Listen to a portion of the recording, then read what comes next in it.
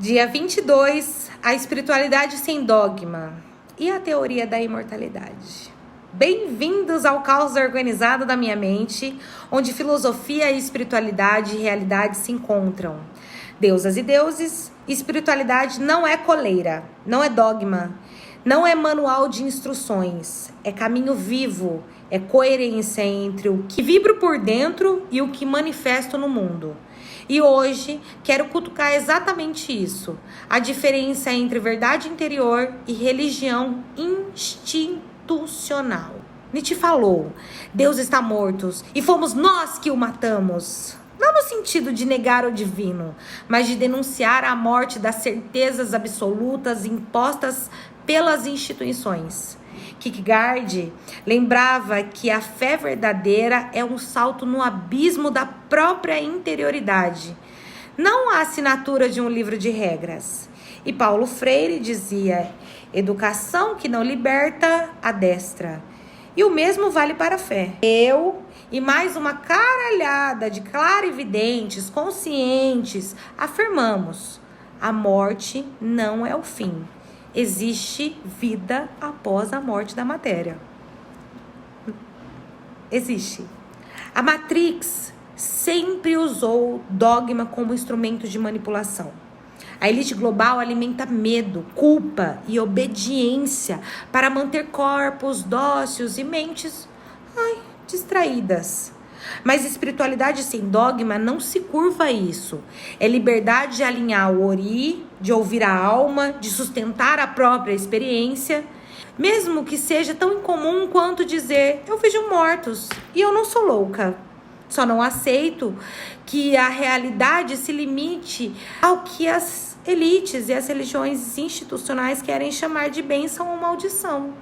E aqui entra algo ainda mais profundo.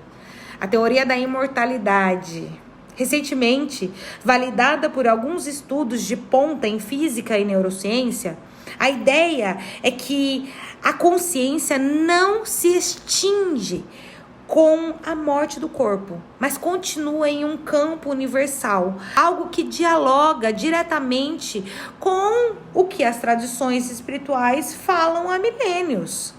A física quântica mostra que informações não se perdem, só se transforma. Experimentos recentes em biofísica sugerem que a memória celular e a consciência podem sobreviver além do corpo. Ou seja, talvez o que chamamos de morte seja só uma mudança de estado. Na espiritualidade, isso nunca foi novidade. E Fá ensina que o ancestral não morre, ele apenas se transforma em guia ou encosto. Buda dizia que não existe fim, apenas impermanência. E Jesus, lembra? Quem crê em mim, ainda que morra, viverá. O que a ciência agora começa a validar. As tradições, já sabiam, a alma é imortal e viver sem dogma é reconhecer essa eternidade em nós. Engraçado como muita gente tem medo de falar em imortalidade, mas passa horas assistindo filmes de vampiros, séries sobre vida após morte ou programas de fantasmas, super-heróis, ficções científicas. O inconsciente já sabe, mas o ego, ele resiste. Por isso, o exercício de hoje é libertador. Sim, papel e caneta na mão. Escreva a sua própria oração, mantra ou filosofia de vida. Não aquela herdada, mas aquela que nasce da sua experiência, da sua fé escolhida, da sua certeza de que você é mais do que carne e osso. Escreva ela e use ela para todo sempre.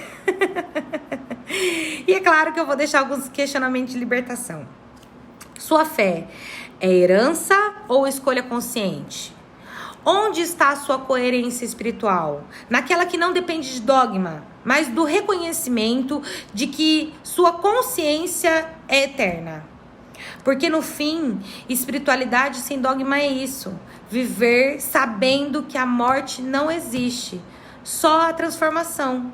E quem se sabe imortal não precisa de prisão nenhuma. Não precisa de prisão nenhuma para sustentar a própria certeza espiritual.